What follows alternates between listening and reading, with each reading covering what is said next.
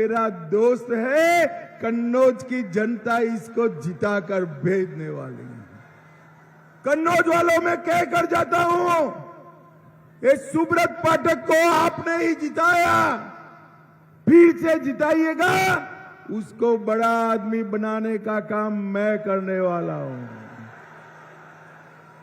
भाइयों बहनों, यहां सालों तक मुलायम से परिवार को आपने वोट दिया या नहीं दिया? अरे जोर से बोलो, दिया या नहीं दिया? ये ऐसा परिवार है, जीतता है तो भी बाद में नहीं आता है और हारता है तो भी बाद में नहीं आता है। ओ कैमरा वाले, बैठ जाओ।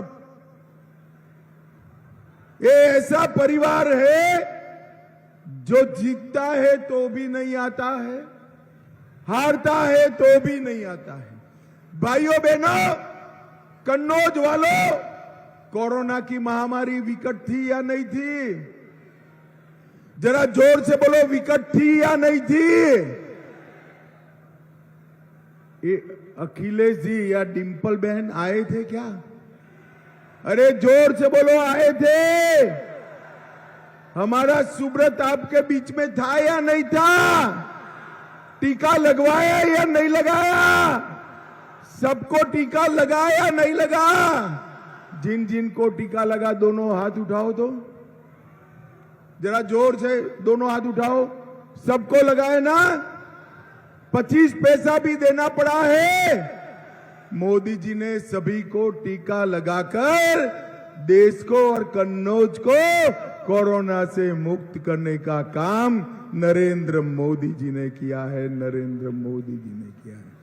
भाइयों बहनों, जब ये टीके लग रहे थे, अखिलेश बाबू स्टेटमेंट किए कि टीका मत लगाओ, ये मोदी का टीका है, मोदी टीका है। ये तो अच्छा है, अखिलेश जी को यूपी में और कन्नौज में कोई सुनता नहीं है, सबने टीका लगा दिया, बच गए। मगर जब अखिलेश जी ने देखा कि पूरे भारत ने टीका लगाया है, वो चुपचाप एक दिन रात को डिंपल भाभी को लेकर वो भी टीका लगाया है। बोलिए, अरे अखिलेश बाबू, शर्म करो, शर्म करो। कोरोना जैसी महामारी में राजनीति करते हो। आपके भरोसे अगर उत्तर प्रदेश होता तो लाशों के ढेर लग जाते। ये तो नरेंद्र मोदी है जिन्होंने यूपी और भारत को कोरोना से बचाने का काम किया, बचाने का काम किया। भाइयों बहनों, कन्नौज वालों, जरा जोर से बताना, राम मंदिर बनाना चाहिए था या नहीं बनाना चाहिए था? ये बहन जी बैठ जाइए, देख लिया हमने, बैठ जाइए। राम मंदिर बनाना चाहिए था या नहीं बनाना चाहिए था? 500 साल से रामलल्ला का घर नहीं था।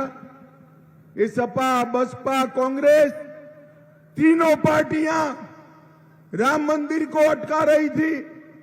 आपने मोदी जी को दूसरी बार प्रधानमंत्री बनाया, मोदी जी ने केस भी जीता, भूमि पूजन भी किया और प्राण प्रतिष्ठा कर कर जय श्री राम कर दिया। और भाइयों बहनों, जब राम मंदिर का निमंत्रण ये यादव परिवार को दिया गया, वो नहीं गए। बोलिए कन्नौज वालों, राम मंदिर की प्राण प्रतिष्ठा में नहीं गए। क्यों नहीं गए बताओ जरा, जोर से बोलो, क्यों नहीं गए? ना भाई ना, मैं बताता हूं। वो इसलिए नहीं गए कि उनको अपनी वोट बैंक की डर लगता है, वोट बैंक का डर लगता है। उनका वोट बैंक कौन है युवाओं, मालूम है? जरा जोर से बोलो, मालूम है? मालूम है? मगर मैं बता देता हूं, हम भारतीय जनता पार्टी वाले वो वोट बैंक से नहीं डरते हैं। हमारा वोट बैंक आप हो भाई, आप हो। मोदी जी ने न केवल राम मंदिर बनाया, औरंगजेब ने तोड़ा हुआ काशी विश्वनाथ का मंदिर भी फिर से बनाने का काम नरेंद्र मोदी जी ने किया। 400 साल पुराना भद्रकाली का मंदिर आज चांदी का शिखर चढ़ाने का काम नरेंद्र मोदी ने किया। और सोमनाथ का मंदिर भी भाइयों बहनों सोने से मढ़ने का काम भी बहुत आन बान शान से हो रहा है। मोदी जी ने हमारे सारे ऊर्जा केंद्रों को फिर से दैदीप्य बनाने का काम मोदी जी ने किया। 150 साल पुराने अंग्रेजों के कानून बदले, 100 साल पुरानी पार्लियामेंट नई बनाने का काम किया और धारा 370 को हटाकर कश्मीर को हमेशा के लिए भारत का हिस्सा बनाने का काम। अरे कन्नौज वालों, जरा अखिलेश को सुनाई पड़े ऐसे बताओ, ये धारा 370 हटानी चाहिए थी या नहीं हटानी चाहिए थी? ये कश्मीर जो है हमारा है या नहीं है? एक खरगे जी कहते हैं राजस्थान और यूपी वालों का कश्मीर से क्या लेन देन। खरगे बाबू, आप 80 पार तो कर गए, मगर हमारे कन्नौज वाले को नहीं जानते हो। कन्नौज का बच्चा बच्चा कश्मीर के लिए अपनी जान दे सकता है मित्रों, जान। मोदी जी ने 5 अगस्त 2019 को धारा 370 हटाकर हमेशा के लिए देश से आतंकवाद को समाप्त करने का काम हमारे प्रिय नेता नरेंद्र मोदी ने किया। नरेंद्र मोदी ने, भाइयों बहनों, 10 साल तक इस सपा बसपा के सहयोग से सोनिया मनमोहन सरकार चलती। 10 साल तक आए दिन पाकिस्तान से आलिया मालिया जमालिया घुसते थे, बम धमाके कर चले जाते, कोई बोलने वाला नहीं था। मनमोहन सिंह जी मौन रहते थे। मोदी जी को आपने 14 में प्रधानमंत्री बनाया, उरी और पुलवामा में हमला किया। मोदी जी ने 10 ही दिन में सर्जिकल स्ट्राइक और एयर स्ट्राइक कर पाकिस्तान के घर में घुसकर आतंकवादियों का सफाया करने का काम नरेंद्र मोदी। भाइयों बहनों, मोदी जी ने करोड़ों गरीबों के कल्याण के लिए ढेर सारे काम किए। देश में 80 करोड़ गरीबों को प्रति व्यक्ति प्रति माह 5 किलो अनाज मुफ्त में दिया, 12 करोड़ शौचालय बनाए, 4 करोड़ घर बनाए, 10 करोड़ लोगों को उज्ज्वला का कनेक्शन दिया और 14 करोड़ लोगों को नल से जल दिया। और इसके साथ 60 करोड़ लोगों को 5 लाख तक का स्वास्थ्य का खर्चा मुफ्त देने का काम नरेंद्र मोदी जी ने किया। और अब तीसरी बार प्रधानमंत्री बना दो, गरीब हो ना हो, किसी भी जाति का हो, किसी भी धर्म का हो और 70 साल से बड़ा हो, सबके स्वास्थ्य की चिंता आपको करने की जरूरत नहीं है, नरेंद्र मोदी जी करेंगे। नरेंद्र मोदी जी। भाइयों बहनों, मोदी जी ने योजनाएं बनाई, हमारे सुब्रत ने नीचे तक पहुंचाया। अब मैं कहता हूं जो बचा खुचा बाकी है ना, तीसरी बार मोदी जी को प्रधानमंत्री बनाओ, सुब्रत जी को आप सांसद बनाओ, हर एक के घर में ये सुविधाएं पहुंचाने का काम भारतीय जनता पार्टी का है। भाइयों बहनों, ये परिवारवादी पार्टियां हैं, उनको परिवार के अलावे कुछ दिखाई नहीं पड़ता है। ये समाजवादी पार्टी, नेताजी गए, अब अखिलेश जी आ गए, इसके बाद में डिंपल जी को ले आए। मैं यादव समाज के भाइयों बहनों को भी कहना चाहता हूं, ये कोई यादव समाज के खेरख्वा नहीं है। देखिए, इन्होंने 5 टिकट दिए, कन्नौज से अखिलेश खुद लड़ रहे हैं, मैनपुरी से डिंपल बहन लड़ रही है, आजमगढ़ से धर्मेंद्र यादव लड़ रहे हैं, बदायूं से आदित्य यादव लड़ रहे हैं और फिरोजाबाद से अक्षर यादव लड़ रहे हैं। बोलिए, अब बाकी कुछ बच्चे अभी बड़े नहीं हुए हैं, बच्चे हो जाएंगे तो 80 की 80 सीटें ये ही लड़ेंगे। ये ठीक है कन्नौज वालों, ये ठीक है। मौका परिवार के आधार पर नहीं मिलना चाहिए। ये हमारे सुब्रत के घर में कोई नेता नहीं था, दम था, मोदी जी ने इसको सांसद भी बनाया और अब जिता दो, हम बड़ा आदमी भी बनाने का काम करेंगे। भाइयों बहनों, ये परिवार जो है वो जीतता है तो भी नहीं आता है और हारता है तो भी नहीं आते हैं। मैं आज कहना चाहता हूं, सुब्रत पाठक, उसको आपके बीच में ही रहना है। ये आपका आदमी है, आपका प्रतिनिधि है। भाइयों बहनों, आज मैं कहना चाहता हूं, अखिलेश जी के टाइम में गरीबों की जमीन कब्जाई जाती थी या नहीं कब्जाई जाती थी? जोर से बोलो, कब्जाई जाती थी या नहीं कब्जाई जाती थी? ये सपा के गुंडे आपको परेशान करते थे या नहीं करते थे? यूपी से पलायन होता था या नहीं होता था? ऊपर नरेंद्र मोदी जीत गए, नीचे भाजपा सरकार बनी, योगी जी मुख्यमंत्री बने।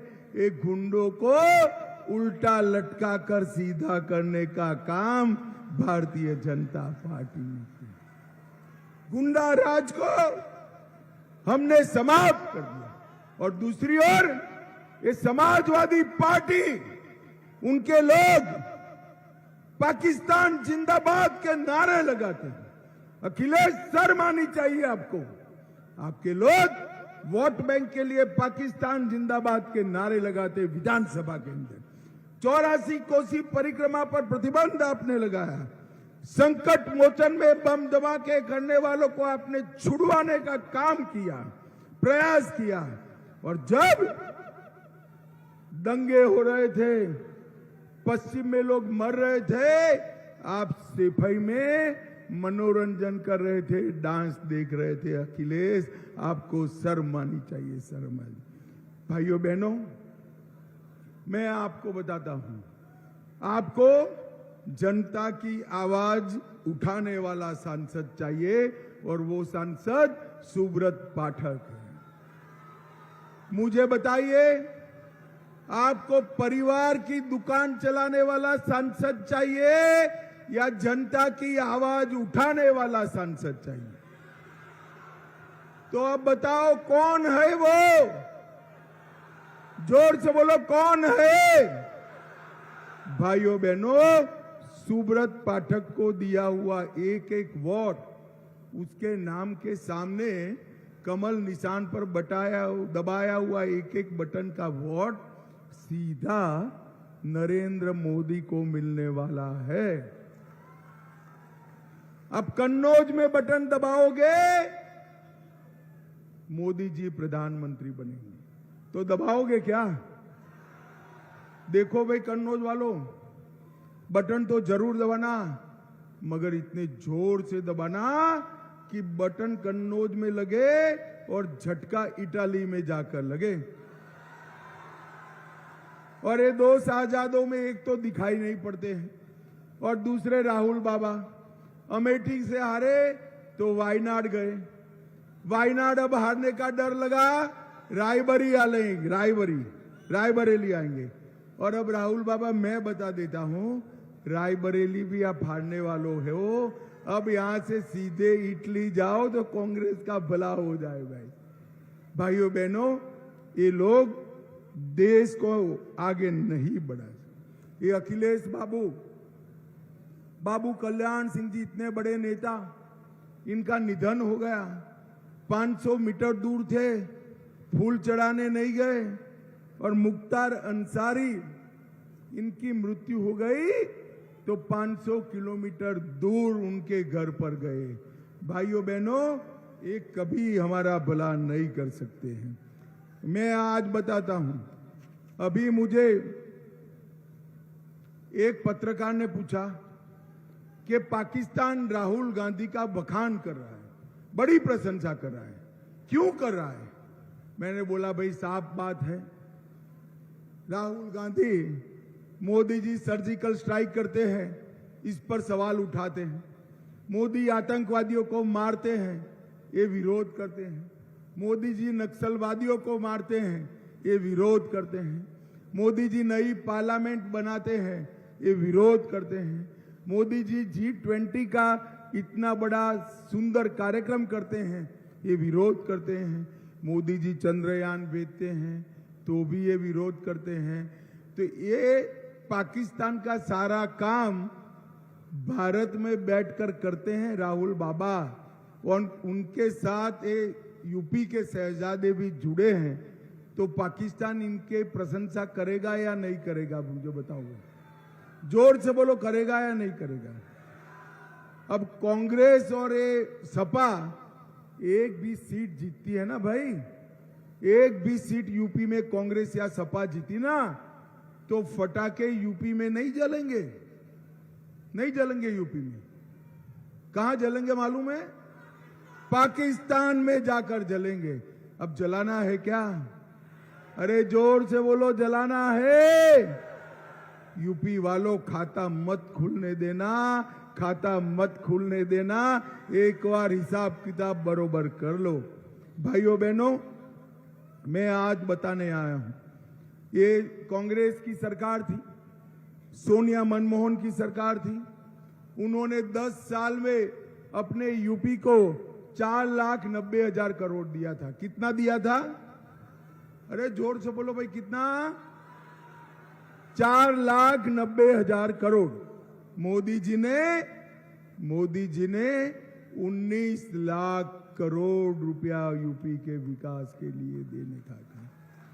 12 शहरों में मेट्रो बनाई, एशिया का सबसे बड़ा एयरपोर्ट जेवर में बन रहा है, 11 एक्सप्रेस वे बनाए, डिफेंस कॉरिडोर बनाया।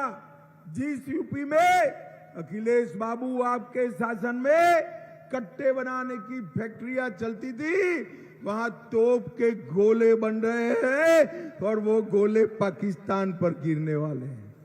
भाइयों बहनों, यूपी में इरिगेशन बढ़ाया, हर गरीब को घर दिया, लाइट दी, गैस का सिलेंडर दिया, शौचालय दिया, 5 किलो मुफ्त अनाज दिया, 5 लाख तक का इंश्योरेंस दिया।